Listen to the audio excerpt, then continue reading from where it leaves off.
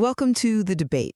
Our focus today centers on the core thesis laid out in The Answer, specifically regarding the stability crisis facing modern governance. And the central question is really this. Does electoral democracy suffer from structural failures that demand a fundamental change, or is it a system whose, democratic legitimacy can be restored through reform? I'm going to argue for the former, that the failures we see are not accidents. The system is, well, it's designed to produce dysfunction. And I see it a bit differently. While The Answer gives a pretty sobering and frankly an accurate overview of the dysfunction, I think we have to maintain perspective. We can't just dismiss the existing system's legitimacy and its potential for real institutional reform.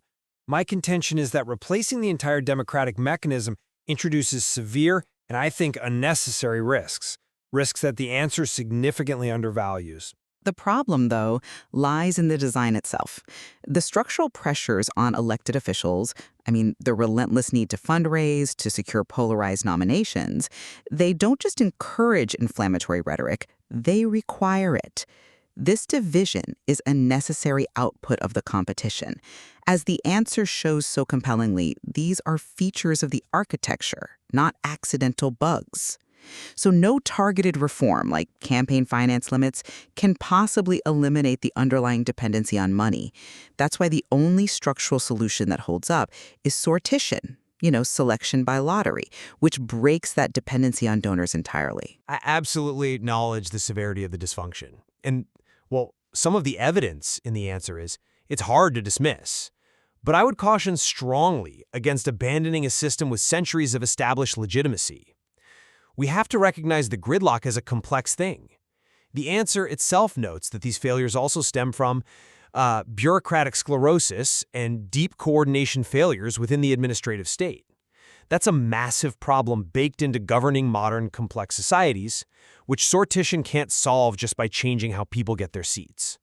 And our system, for all its flaws, it offers checks and balances that a system built on temporary, randomly selected citizens just might lose completely. But the most damning evidence is the impact on policy, on what actually gets done. The incentive structure, because it's so flawed, ensures decisions reflect short-term political gains. Think about tax breaks for real estate interests, rather than long-term public priorities, like affordable housing or real climate action. This is the systemic failure that fuels public distress. The promise of responsiveness is just fundamentally broken because an official's self-preservation will always come before the public interest. That's a powerful point on policy distortion, I grant you that. But if we embrace sortition, we have to confront the potential for a different kind of risk, bureaucratic capture. This is the classic Sir Humphrey objection, where a randomly selected body of citizens lacking technical experience, lacking institutional memory, is just highly vulnerable to manipulation. You'll have permanent staff, career bureaucrats, consultants. They're the ones who will control the agenda and the flow of information. You'd just be swapping the influence of donors for the quiet, hidden power of the administrative state. Well, that risk of capture is, it's supposed to be mitigated by deliberation and transparency designs that are part of sortition models. But let's go back to why reform is not enough. I reject incremental fixes because they are destined to fail under what The Answer calls the hydraulic theory of campaign finance. Money is like water. You block one path, it'll always find a new one as long as competitive elections exist. Sortition, with its rotating short-term service, it creates genuine political freedom. It enables people to make decisions based on merit, not on political survival. I'm just not convinced that exchanging one form of influence for an entirely new set of risks is a prudent move.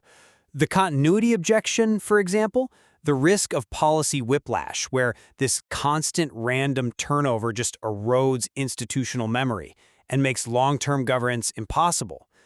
The solution, in my view, it lies not in total replacement, but in blending expertise with public judgment through stronger advisory structures, while preserving a system that at least carries a democratic legitimacy that has been, hard-won over centuries. So our core disagreement really remains whether the failures detailed in The Answer are due to fundamental flaws in the electoral architecture itself.